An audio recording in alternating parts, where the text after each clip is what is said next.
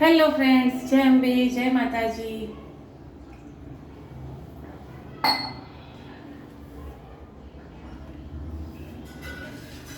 આજે આપણે બનાવીશું મલાઈ કોફતા. ચાલો, 2-3 દિવસથી વરની ફરમાઈશ હતી કે મલાઈ કોફતા બનાવજે. સોરી, આપણે કોઈ માનપાન હાલતા નથી લોકો. કોકને જ કોક વાર માનપાન હાલતા હોય ભાઈ, અહીંયા સિસ્ટમ બી નહીં, આપે ગમે બી નહીં. તો ચાલો આપણે એની તૈયારી કરીશું. એના માટે મેં એક બાઉલ લઈ લીધું છે. જો કોફતા માટે મેં બટાકું અને પનીર બે તૈયાર જ રાખ્યું છે. પનીર ઘરનું જ છે, બજારનું નથી. મને બને ત્યાં સુધી ઘરનું પનીર જ ફાવે છે અને મજા બી આવે ખાવાની. કાલે પેલા પનીર પોકેટ બનાવ્યા હતા, એમાં બી બહુ જ મસ્ત લાગ્યું હતું. ચપ્પુ તો એના માટે મેં 2 ડુંગળી લીધી છે. બહુ નહીં લઉં, હું એક જ ડીશ કરીશ એટલે 1.5 ડુંગળી જ લઈશ. મારો ઉપવાસ છે, એક જ જણને જમવાનું છે. અને કાજુ લીધા છે 4 થી 5. આની જગ્યાએ તમારી જોડે કાજુ હાજર ના હોય તો તરબૂચના બીજ છે, પછી બીજા બીજ આવે, ઘણા બધા બીજ આવતા હોય, પણ તરબૂચના બીજ અને એક છે, સોરી યાદ નહીં આવે હાલ, પણ કાજુ હોય તો કાજુ જ લઈ લેવાનું. ઓપ્શન કાજુ ના હોય તો પછી બીજડા તમે લઈ શકો છો. સક્કરટેટી ના લો, તરબૂચ ના લો, જે તમને ભાવે.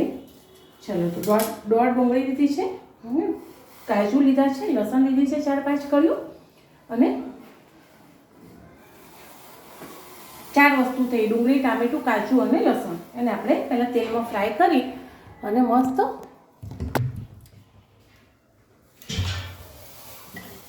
થોડું બાફી લઈશું. પહેલાં 1 ચમચી તેલ કે ઘી મૂકી અને સરસ અને ફ્રાય કરી લઈશું. તેલ જ મૂકીશું, ઓવર બટર નહીં જોઈએ. સોરી, ક્યાંક પાણીનો છાંટો રહી ગયો લાગે, એટલે ઉછળવા લાગ્યા.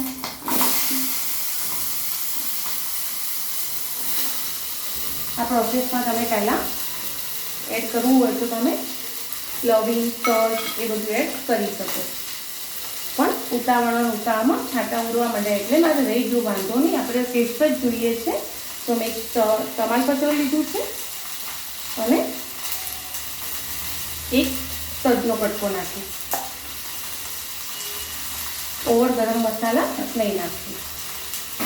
એને આ રીતે તેલમાં બરાબર સતલાઈ લઈશું અને પછી પાણીથી એને થોડીક વાર 5 થી 10 મિનિટ એને બફાવા દઈશું. એનાથી ટેસ્ટ બહુ જ મસ્ત લાગે.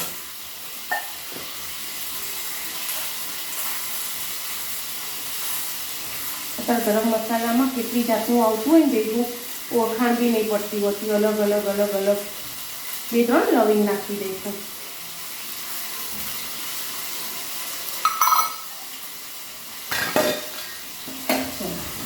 અને થોડું એમ લાગે કે સ્મેલ આવવા લાગી છે બધી વસ્તુની, પછી હું એમાં પાણી એડ કરી અને આપણે ત્યાં સુધી કોફતા તૈયાર કરીશું. કોફતામાં શું જોઈશે હું તમને કહી દઉં, પછી આપણે કરીશું. કોફતામાં મેં બટાકું લીધું છે અને પનીર, એને બેને મિક્સ કરીશું. થોડુંક જ મીઠું નાખીશું, બીજું એમાં કશું મસાલા આવી જશે નહીં. મસાલા આપણે વઘારીશું એટલે નાખીશું અને ડ્રાયફ્રૂટ આપણે અંદર ભરીશું. એ શું જોઈશે હું તમને બતાવી દઉં.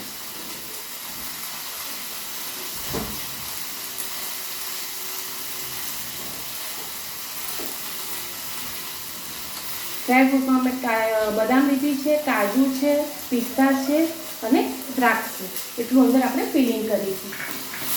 ફિલિંગ કરવા માટે જો અંદર ના કરવું હોય તો તમે નોર્મલી બધું મસળીને બધું એડ કરીને બી કરી શકો છો. તો હું ફિલિંગ કરીશ. અને એમાં બાઇન્ડિંગ માટે આપણે કોર્નફ્લાવર લઈશું, મકાઈનો લોટ લઈશું. એ ના હોય તો આરા લોટ બી ચાલે, અને એ ના હોય તો મેદો બી ચાલે. જે તમારી જોડે હાજર હોય એ તમે લઈ શકો છો. પહેલાં મસ્ત આપણે ગ્રેવીની વસ્તુ ઠંડી થવા મૂકી દઈશું. એને બરાબર ફૂલ ગેસે હલાવીને ફટાફટ કરી, કારણ કે ઠંડુ થશે પછી જ ગ્રેવી થશે. હા, અને મેં આરા લોટ લીધો છે. મકાઈનો લોટ બી થોડો જ હતો મારી જોડે અને મેદો બી નહોતો. આનાથી બી બહુ મસ્ત બાઇન્ડિંગ આવી જશે.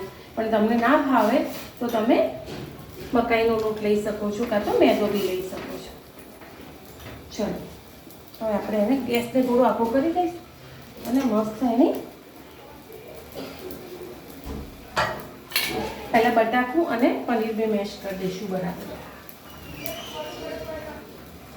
અને પેલા બને કોફતા એ ટાઈપ આપણે કરીશું. કોફતા તમે ગોળ બનાવો, રાઉન્ડ શેપ બનાવો, લંબચોરસ બનાવો, તમારી ઈચ્છા જેવી ઈચ્છા હોય એવી.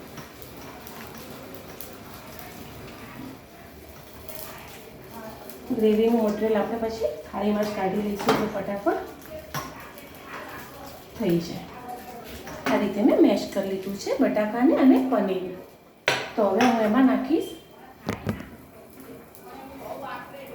1 ચમચી લોટ. પછી બીજું ભળે તો અંદર નાખવાનું. આ જ ટાઈમે જો તમારે ડ્રાયફ્રૂટ એડ કરવું હોય તો તમે કરી શકો છો. જો અંદર ફિલિંગમાં ના લેવું હોય તો બરાબર, તમારી ચોઈસ છે. એમાં બેન્ડિંગ થાય એટલું લોટ આપણે લઈશું, બહુ બી લઈએ.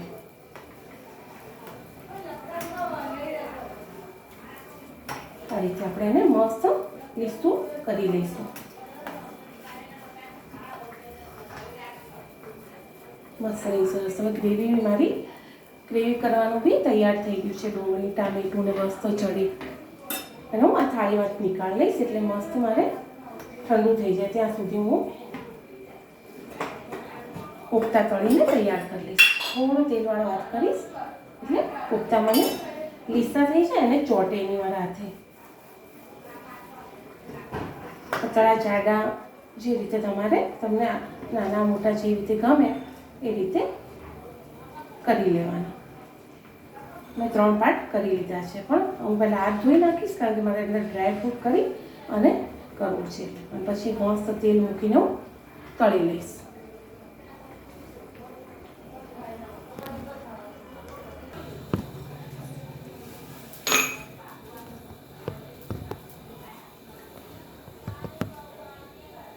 સોરી ફ્રેન્ડ, મારે કોફતા ફરી તોડીને ફરી બનાવવા પડશે કારણ કે આમાં મીઠાની જગ્યાએ મરી બી એડ કરવા પડશે કારણ કે સ્પાઇસી જોઈએ છે ને થોડું મીઠું, કે એમાં સારું લાગશે નહીં. આમાં ટેસ્ટ સારું લાગશે મરી પાવડરનો. એ તમારા હિસાબે તમે ચપટી નાખો, થોડા નાખો, વધારે નાખો, તમને જેવી તીખાશ ખાવી હોય એવું એડ કરી લઈશું. ત્યાં થોડું તપી ગયું છે, હું તેલ મૂકી દઈશ એમાં. આ રીતે આપણે મસ્ત એક ભાગ લઈ લીધો છે. અંદર દ્રાક્ષ છે, બદામ છે, એ બધું હું અંદર ભરી લઈશ. ડ્રાયફ્રૂટ તમારી ચોઈસનું, તમને જેટલું ગમે એટલું તમારે ભરવાનું. અંદર એડ કરવું હોય તો અંદર એડ કરી લેવાનું. આ છે મારું કોફતું બનીને તૈયાર. એમાં મેં મીઠું નાખ્યું છે, મરી નાખ્યા છે, પનીર છે અને બટાકું છે. અને એને બાઇન્ડિંગ માટે તમે મેદો, કોર્નફ્લાવર કે ગમે તે લઈ શકો છો. હું 3 કરીને તૈયાર કરી લઈશ.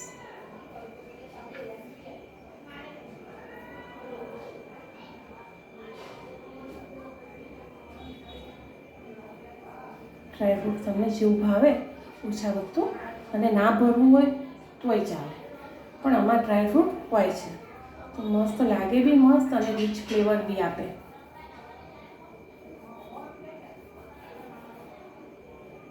આ રીતે મેં 3 બનાવ્યા છે. બહાર એક ડીશમાં કેટલા આપે ખબર નહીં, મેં કોઈ દિવસ બહાર ખાધા નહીં અને મને ભાવે બી ઓછા કારણ કે આમાં મલાઈ ને બધું આવે એટલે સ્વીટનેસ ઉપર થાય. કારણ કે આપણે ગ્રેવીમાં થોડી ખાંડ એડ કરીશું, મલાઈ આવે એટલે મને પનીરની સબ્જીઓ આમ બી ઓછી જ ભાવે. મને તમે ચીઝવાળી વસ્તુ કોઈ બી આપી દો તો સારી ભાવે. મને સાઉથ ઇન્ડિયન અને ઇટાલિયન બહુ જ ભાવે, અને બીજું સાદું મરચું રોટલી. ચલો, તેલ આવી ગયું છે તો આપણે એને કોફતાને મસ્ત તળી લઈશું. ધીમા તાપે તળવાના એટલે બહારથી ક્રિસ્પી અને અંદરથી કાચા ના રહી જાય, ધ્યાન રાખવાનું. અને આપણે આ કરીશું ઠંડુ થવા. સોરી ફ્રેન્ડ, ગરમ છે. એ ઠંડુ થાય ત્યાં સુધી હું કોફતા તળી લઈશ.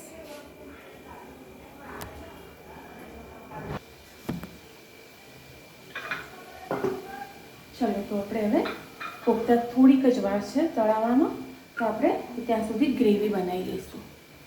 મટીરિયલ જે આપણે ગ્રેવીનું કર્યું હતું એ મસ્ત ઠંડુ થઈ ગયું છે.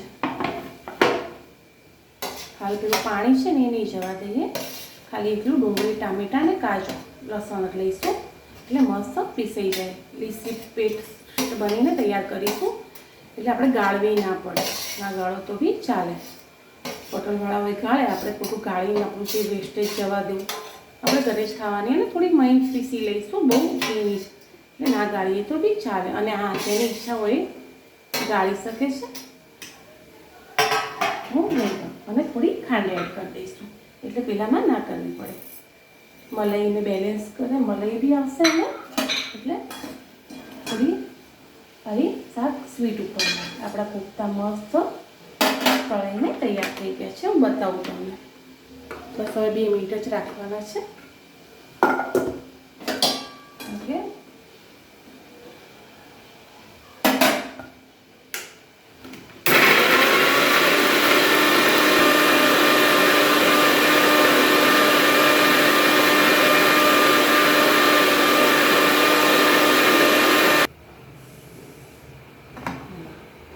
મસ્ત પેસ્ટ બની ગઈ જો લીસી સરસ. ના ગાળો તો બી ચાલે. પાણી મેં વધારે એડ કર્યું નથી, પછી જરૂરિયાત પ્રમાણે કરીશું. ચલો, અને કોફતા બી થઈ ગયા છે, બતાવી દઉં તમને. આ ઉટકવાની મૂકું, કદાચ અંદર કોઈ કણી રહી ગઈ હોય તો જરૂર પડે તો. આ છે આપણા કોફતા બનીને તૈયાર છે ફ્રેન્ડ. મસ્ત આપણે એમાં શાક વઘારી લઈશું. થાળી પાણી રાખીશું થોડી વાર, જરૂર પડે તો. પહેલાં હું ચેક કરી લઉં અંદર કશું છે તો નહીં. બહુ મસ્ત પીસાઈ ગયું છે. ચલો, મિક્સરને આપણે સાઈડમાં મૂકી દઈશું. પહેલાં હાથ ધોઈ લઈશું.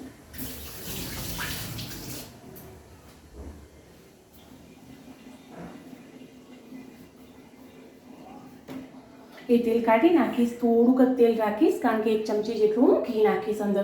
બટર હોય તો તમે બટર એડ કરી શકો. તેલ હું આમાં જ કાઢી લઈશ. પહેલાં હું તળેલું તેલ યુઝ નથી કરતી કારણ કે પડ્યું રહે, પણ હવે અત્યારે તો રેસીપી બહુ બનાવવાની થાય એટલે પછી વેસ્ટ બી એટલું બધું તેલ ના કરાય. અને રોજનું રોજ તળેલું હોય, એક જ વાર તળેલું હોય, પણ એ તળવામાં નહીં, પણ શાક કેવું વઘારવું હોય ને તો હવે હું યુઝ કરી લઉં છું. કારણ કે આપણે એટલા બધા તો મોટા યુટ્યુબર થઈ નહીં કે આપણને બધા પાલવે રોજ વેસ્ટ કરવાનું. મેં અડધી ચમચી તેલ અંદર રાખ્યું છે કારણ કે હું અડધી ચમચી ઘી એડ કરીશ અને બટર હોય તો બટર એડ કરી શકો તમે. હવે આપણે આમાં ગ્રેવી અમુક જણા ગાળીને બી લેતા હોય, હું ડાયરેક્ટ લઈ લઈશ. એમાં તમારે કોઈ ગરમ મસાલામાં ધારો કે તજ છે, લવિંગ છે, તજનું પાન ને એવું કોઈ ગરમ મસાલા ખાતા હોય તો નાખવા હોય તો નાખી શકો છો. હિંગ નાખવી હોય તો બી નાખી શકો છો. હું કશું જ નહીં નાખું, ખાલી કટકો તજનો દેખવા માટે નાખ્યો કે તેલ આવી ગયું છે કે નહીં, કારણ કે બધું જ મેં પીસવામાં લઈ લીધું હતું.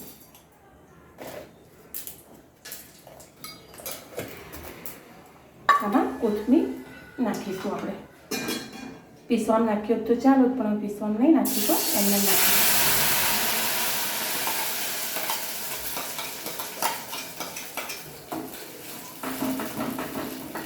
આના જશે હવે આપણે નોર્મલ મસાલો. હજુ પાણી રાખ્યું છે ને એને થોડું હલાવીને રેડીશું કારણ કે થોડી લિક્વિડ જોઈશે. એકદમ જાડી ગ્રેવી નહીં કરીએ કારણ કે કોફતા અંદર પીસે. આ રીતે ધોઈને એને રેડી દઈશું.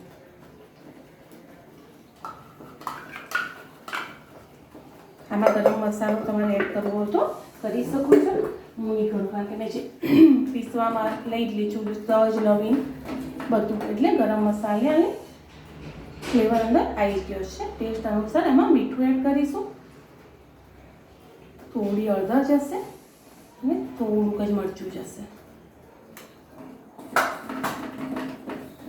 ગ્રેવી આપણે ખદખદવા દઈશું અને અંદર પછી થોડી મલાઈ 1 ચમચી જેટલી ફીણીને અંદર નાખીશું.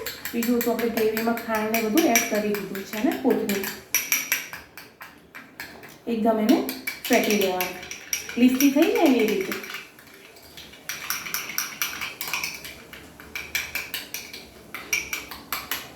થોડું પાણી એડ કરીશું. એટલી મલાઈ છે ને એટલે પછી વધારે ફેટીએ તો બટર થઈ જાય. ચાલો અને થોડું જાડું થવા દઈશું. એટલે ઘણા કોથમીર સમાર્યું. બેઝિક સામાનથી બનાવ્યા મેં ઘરે જે આપણે અવેલેબલ હોય, કોઈ તામઝામ બજારથી લાવવાની જરૂર નહીં પડતી. રોજ એકનું એક શાક ખાઈને તમે કંટાળી ગયા હોય તો આ રીતે તમે અલગ બનાવી શકો અને ખાઈ શકો. હવે આજે મેં લીધું હતું તો મારાથી થોડું વધારે ફેટાઈ ગયું હતું, તો માખણ બેસ થવા લાગ્યું હતું. તો બીજી મલાઈ મારે અંદર ફ્રીજમાં પડી હતી, તો મેં દૂધ સાથે જ એને થોડી પીળી કરી લીધી છે. તો હું આજ 2-4 ચમચી અંદર એડ કરી લઈશ. તેમાં થોડો રીચ ફ્લેવર આવશે. વધારે આપણે જરૂર પડશે નહીં. પછી આપણે એને આ જગ્યાએ હવે તમારે થોડોક જ ગરમ મસાલો એડ કરવો હોય તો તમે કરી શકો છો. ના કરો તો બી બહુ જ મસ્ત લાગે, કારણ કે આપણે જે આખો ખડો મસાલો હતો ને એને લઈ લીધો હતો, તો પીસાઈ ગયો છે અંદર. બરાબર, આ છે આપણું મસ્ત મલાઈ કોફતા બનીને તૈયાર. મલાઈ તમને જેવી ઈચ્છા હોય, જેટલી ઈચ્છા હોય એટલી તમે એડ કરી શકો છો. ચલો ફ્રેન્ડ, હું મારી ગ્રેવી મસ્ત થીક થઈ ગઈ છે, તો હું એને પીસી લઈશ. જે મેં 3 મસ્ત મલાઈ કોફતા બનાવ્યા હતા એને, કારણ કે કોફતા થોડું પીસે. આ છે મારા ટેસ્ટી ઘરની વસ્તુના મલાઈ કોફતા બનીને તૈયાર. તમે બી બનાવજો અને એન્જોય કરજો. પનીર બી આપણે ઘરે જ કર્યું. આમાં તમે ઉપરથી કોથમીર એડ કરવી હોય તો તમે કરી શકો છો. એ વધારે તામઝામ આપણે કર્યું ને તો મસ્ત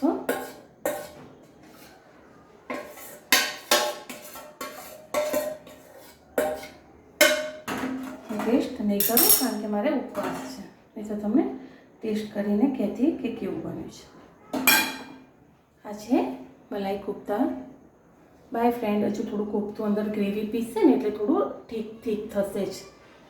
ચલો બાય, મળીએ આગળના નવા બ્લોગમાં.